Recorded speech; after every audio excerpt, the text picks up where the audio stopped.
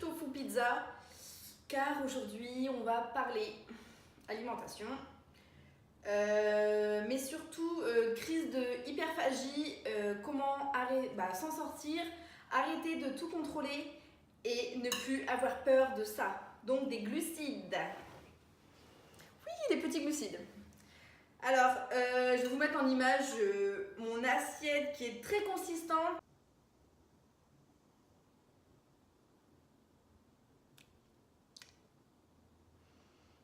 Plus manger m'a fait arrêter de faire des crises, ne plus contrôler, à changer ma vie et à révolutionner beaucoup de choses, autant mentalement que physiquement. Donc on se retrouve, je prends quelques bouchées et je vous en parle.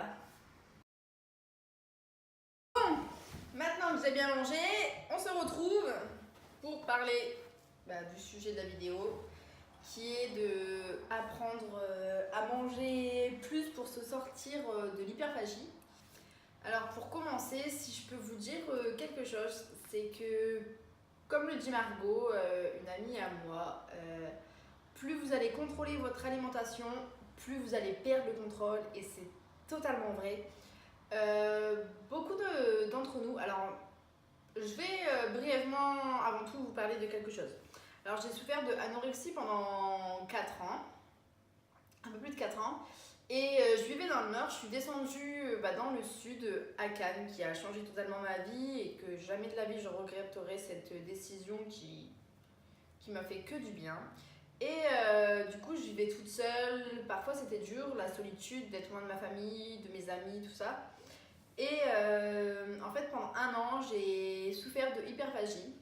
Je travaillais en tant qu'auxiliaire de vie dans une maison de retraite et tous les soirs, je rentrais du boulot à 21h et je crisais alors que je pensais avoir une très grosse, une bonne alimentation en fait. Je pensais que je mangeais suffisamment de glucides, suffisamment de protéines, que mon alimentation était correcte par rapport à ce que je consommais. Or c'était totalement faux. Je faisais des plus de 10 km par jour, plus mes trainings, tout ça. Et au final, en fait, j'avais une alimentation qui ne correspondait pas à mes besoins.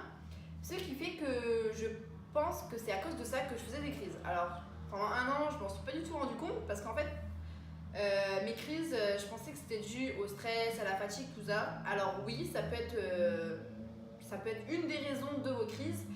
Si vous êtes stressé, si vous n'aimez pas votre travail, si vous mangez peu et au final, le soir vous avez faim parce que vous avez peu mangé dans la journée, du coup il y a l'accumulation du stress, tout ça, enfin bref. Et en fait, j'ai vite compris que une chose qui est importante, c'est de manger à sa faim et suffisamment. Que si vous allez vous sous-nourrir, je ne sais pas si ça se dit, sous-nourrir, sous-nutrition, sous-alimenter, voilà. Si vous allez vous sous-alimenter, ça peut être une raison pour laquelle vous allez criser car votre corps a besoin d'énergie, de glucides, de protéines, de lipides. Oui, comme je vous ai montré juste avant, mon assiette, il y avait beaucoup de glucides, mais ça correspond à mes besoins. Mon corps, il a besoin de ça. Mais jamais de la vie, je retirerai les glucides, chose que j'ai fait auparavant. Quand j'étais malade, quand je souffrais d'anorexie, les glucides, mais il fallait même pas en parler, je n'en consommais pas. Et du coup, au final, les glucides, c'est vraiment très important. Il faut comprendre que ce n'est pas juste des glucides. On entend beaucoup, on lit beaucoup dans les magazines, arrêtez les glucides pour perdre du gras, arrêtez ceci pour perdre du gras. Mais pas du tout, tout est question d'équilibre. Si votre cœur il a besoin de, je ne sais pas, 2500 calories par jour, il faut manger 2500 calories par jour. Tant pis si votre voisin d'à côté il n'en mange que 1600. Ça se trouve, il a besoin que de 1600 calories. Chacun est différent et chacun a des besoins différents. Et oui, vous devez manger beaucoup selon ce que votre corps consomme, selon vos activités, selon votre mode de vie. Du coup, il n'y a aucun mal à manger des glucides et ce n'est pas parce que vous allez manger des glucides que vous allez prendre du poids, pas du tout. L'important, c'est le total calorique de la journée. Donc, il faut arrêter de faire une fixette sur ça. Pareil sur les lipides. Alors, certes, les lipides, c'est du gras. C'est ce qu'on trouve dans les avocats, dans les amandes, dans le saumon, dans tout ce que vous voulez. Par contre, c'est une chose à ne pas en abuser, bien évidemment, parce que c'est des choses grasses. Après, très bonnes pour votre corps, pour votre système nerveux, tout ça. Donc, c'est pas à ne supprimer. C'est pas à ne supprimer. C'est quelque chose de très important pour votre corps, c'est à ne pas supprimer, pardon. Du coup, voilà, une des premières choses que je peux vous conseiller pour éviter les crises d'hyperphagie, c'est de continuer de manger des glucides. S'il faut en manger beaucoup plus que ce que la personne d'à côté va en manger, c'est pas grave. Deuxième point, qui d'ailleurs j'aurais dû mettre en premier point, mais c'est trouver la cause de vos crises. Alors, que ce soit pour des raisons professionnelles, personnelles ou alimentaires, il y a forcément une raison de vos crises en fait. Moi je me rappelle quand je crisais, c'était le soir et il y avait la fatigue, le stress et le fait que je me sentais pas bien à mon travail, même si j'adorais ce travail au fond de moi, je m'y sentais pas bien. Je me sentais seule, donc j'avais besoin d'un refuge en fait. Mais je me mentais à moi-même en me disant mais non Marion, t'es heureuse, t'es pas seule, c'est juste que tu es trop gourmande. Mais en fait non. Gourmandise, crise d'hyperphagie, c'est pas du tout la même chose. Tu peux être gourmande.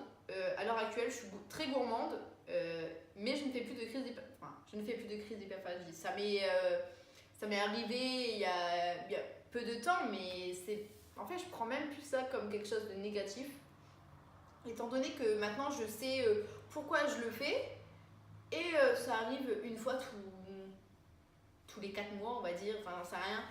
Enfin, c'est un exemple, donc ce n'est pas très grave et c'est surtout que par exemple la crise qui m'est arrivée il y a peu de temps, elle m'a permis de positiver, de repartir de bon pied, donc il n'y a rien de mal à ça. Bref, là c'était pas le sujet, je suis en train de me perdre, ça c'est mon problème, je ne veux pas écrire, je veux parler avec le cœur ouvert. Du coup je vais dire tout et n'importe quoi, tout ce qui me passe par la tête sans être organisé. D'ailleurs, il faut que je réfléchisse si je dois organiser mes vidéos ou pas. Enfin bref. Et du coup, je disais, trouver la raison de vos crises. S'il y a une chose qui m'a beaucoup aidée et que je trouve ça important, c'est de écrire en fait. Écrire avant vos crises, après vos crises. Je vais pas vous dire d'écrire pendant vos crises, ça va être un petit peu compliqué. Vous êtes en train de manger assis par terre avec 36 000 paquets de gâteaux à côté de vous, une palette de fromage et je ne sais quoi, et vous allez écrire. Non, je pense que quand vous êtes dans la crise, c'est si vous êtes dans votre monde et vous voyez que ça et rien ne peut vous arrêter malheureusement, mais c'est possible d'arrêter. Et écrire après en fait sur ce que vous avez ressenti avant la crise, enfin la raison qui a fait que vous avez eu envie de criser, ce qui vous attire le plus dans la crise et votre ressenti pendant la crise. Si ça vous a fait du bien au final, si ça vous a fait du mal. Si vous savez pourquoi vous avez crisé, mais aussi après la crise, écrire votre ressenti. Sincèrement, l'écriture, c'est quelque chose qui... d'ailleurs, j'écris presque tous les jours, car j'adore l'écriture. Je trouve que c'est vraiment quelque chose qui peut soigner des maux et... c'est vraiment très thérapeutique, l'écriture. Je me rappelle, quand j'étais hospitalisée, on avait une activité. C'était activité écriture. Et pendant, je sais plus... 2 heures peut-être, on écrivait et le temps il passait tellement vite parce que j'adorais ça et tout le monde adorait et ça libère vraiment beaucoup de problèmes. Donc franchement je vous conseille vraiment l'écriture, quoi que ce soit votre problème, si vous avez un problème avec l'alimentation ou autre, l'écriture ça peut beaucoup aider. Après ça dépend de votre personnalité, bien sûr, il y en a ils préfèrent lire pour évacuer. Perso l'écriture je trouve que ça aide beaucoup, donc voilà, c'était un petit conseil. Et aussi, troisième point, lorsque vous crisez, ça sert à rien de vouloir se restreindre après. Je me rappelle, si je crisais un soir, le lendemain matin, je voulais aller courir. Ou justement, je me disais, ce matin, Marion, tu déjeunes pas. Mais en fait, c'est la chose à ne pas faire. Pourquoi criser et après se restreindre en fait? Pour essayer de compenser, au final, pas du tout, parce que le soir d'après, vous allez recriser parce que vous n'allez pas assez manger, parce que vous êtes encore restreint, vous avez encore voulu contrôler votre alimentation. Le contrôle, c'est ce qu'il y a de pire. Et en fait, le jour où vous allez comprendre qu'il faut lâcher prise, arrêter le contrôle, mais tout va aller mieux en fait. Certes, j'étais très mince et ensuite mince quand j'ai commencé malheureusement les crises. Malheureusement. Au final, je trouve que c'est un mal pour un bien, car oui, ces crises m'ont permis de guérir de l'anorexie. J'ai peut-être pris beaucoup de kilos, du gras, tout ça, tout ce que vous voulez. Mais au final, ça m'a permis de retrouver la santé. Donc en fait, ces crises d'hyperphagie, elles n'ont pas été néfastes pour moi.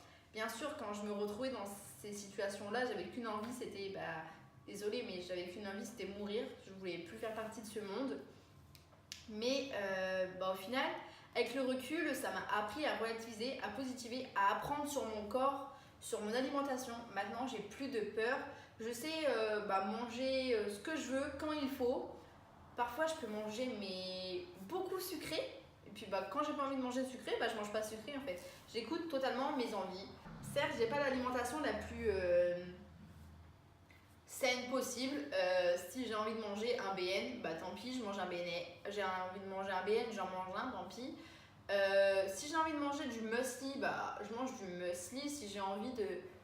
En fait, j'écoute vraiment toutes mes envies et sans aucune frustration, sans aucun problème. Et du coup, en fait, ces crises-là, elles m'ont vraiment permis ça. Ensuite, un autre point que je pourrais vous dire, c'est de bien s'entourer et d'en parler. Souvent, quand on est dans ce genre de cercle vicieux, que ce soit l'anorexie, la boulimie ou l'hyperphagie, on pense que c'est nous le problème, que c'est une honte et qu'on ne doit pas en parler. Mais cette chose est totalement faux. Vous pouvez vous faire aider par un médecin, par un psychologue, par même une amie, un ami, de la famille.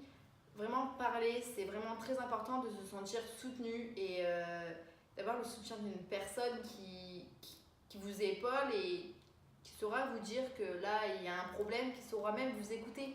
La personne n'aura pas besoin de vous dire fais ceci, fais cela, parce qu'elle n'a pas à avoir de jugement en fait tant qu'elle ne le vit pas. Elle ne peut pas juger votre situation parce qu'elle n'est pas dans votre tête, elle n'est pas dans votre corps. Chacun a ses problèmes, mais juste vous épauler et être là pour vous, vous écouter. Mais si vous connaissez une personne qui souffre d'hyperphagie ou d'anorexie, de boulimie, écoutez-la, ne partez pas, épaulez-la. Épaulez-la ou épaulez-le, parce qu'il y a aussi des filles et des garçons. Mais restez auprès de ceux que vous aimez, c'est vraiment très important. Et qu'est-ce que je pourrais dire de plus? S'il y a quelque chose aussi que je pourrais vous dire concernant les crises de hyperphagie, c'est si vous êtes un peu perdu dans votre alimentation, vous ne savez pas ce que vous devez manger, vous ne savez pas vos besoins, car je pense que c'est vraiment très important de... Ça paraît tout bête, mais vraiment, si vous faites des crises d'hyperphagie, essayez de manger plus que ce que vous mangez habituellement à vos repas le matin, le midi, la collation. Et essayez de voir si ça diminue vos crises. Car manger plus, ça peut vraiment arrêter vos crises. C'est pas grave, vous allez prendre quoi? 2, 3, 5 kilos? Mais au final, c'est pour retrouver la santé et arrêter les crises. Qu'est-ce que ça vaut en fait 5 kilos? Ça va être que 5 kilos de bonheur. Et puis au pire, si vous ne les acceptez pas, vous faites un petit peu plus de sport, de musculation, de crossfit ou de natation ou le sport que vous voulez pour essayer de se servir de ces 5 kilos comme du muscle et un peu de peps et d'énergie. Mais je pense que c'est très important d'essayer de manger plus pour arrêter ces crises. S'il faut, prenez un coach qui calculera vos besoins énergétiques de la journée selon votre activité, selon votre sport, mode de vie, pour voir un peu où vous vous situez. Et peut-être que ça peut beaucoup vous aider. Si vous ne voulez pas avoir recours à un coach, parce que parfois ça a un peu un coût assez élevé, vous pouvez très bien calculer ça sur des sites internet. J'ai pas de nom en tête parce que je le fais moi-même étant donné que j'ai fait la formation, mais vous pouvez très bien trouver ça sur internet. Et attention, tous les sites ne sont pas fiables. Essayez de trouver quelque chose de légal, on va dire. Je sais pas si ça se dit. Pour voir un peu où vous vous situez et vous rendre compte que, en fait, pour rester en vie, il faut déjà manger beaucoup. Parce que beaucoup de personnes, ils pensent qu'il faut manger, je sais pas, 1000 calories par jour, voilà. Mais non, en fait, même votre métabolisme de base a pas besoin de 1000 calories, il a besoin de beaucoup plus. Enfin, il ne faut pas oublier que vous ne mangez pas que pour faire du sport. Il faut manger pour nourrir votre cerveau, votre peau, vos cheveux pour avoir de l'énergie, pour marcher, pour que vos yeux ils clignotent. Manger, ce n'est pas que pour pouvoir aller faire du sport en fait. Il faut manger d'abord pour votre corps avant de nourrir pour faire une activité. Ça, c'est très important à comprendre. Et avant, j'aurais jamais imaginé que mon corps avait besoin de autant de calories que ce que je dois consommer actuellement. Et pourtant, c'est le cas. Je suis en bonne santé. Je suis un petit peu grasse, mais ça, je m'en fous, c'est pas grave. Enfin, c'est la vie, je suis une femme. Enfin, voilà. Et encore heureux que je suis un peu grasse parce que si mon taux de masse grasse il est vraiment trop bas, j'ai déjà perdu mes règles pendant 4-5 ans, je n'ai pas envie de les reperdre étant donné que je les ai récupérées. Hein. Du coup, voilà, bon, en bref, arrêtez le contrôle, écoutez vos envies, faites-vous plaisir, arrêtez de vous sous-alimenter et de penser qu'il faut manger le moins possible pour avoir le corps parfait, c'est pas du tout le cas. Les crises d'hyperphagie, c'est vraiment un contrôle que vous avez sur vous-même. Plus vous allez contrôler votre alimentation, votre vie, plus vous allez perdre le contrôle. Donc vraiment, essayez de manger un petit peu plus. Ça paraît vraiment facile à dire. Comme ça, je sais que c'est vraiment pas évident et je ferai une autre petite vidéo sur des petits tips pour manger un petit peu plus. Même sans vous en rendre compte, vous pouvez très bien manger un petit peu plus pour augmenter vos apports caloriques et diminuer votre faim. Et ça peut vraiment changer beaucoup de choses. Donc j'attends vos avis en commentaire si vous connaissez des personnes qui souffrent de boulimie, d'hyperphagie ou même d'anorexie parce que je ferai des sujets sur ça. Ou si c'est vous, avoir vos avis, vos ressentis, si vous vous en sortez, enfin vos points faibles, vos points forts, enfin tout, je veux tout savoir en commentaire. Voilà.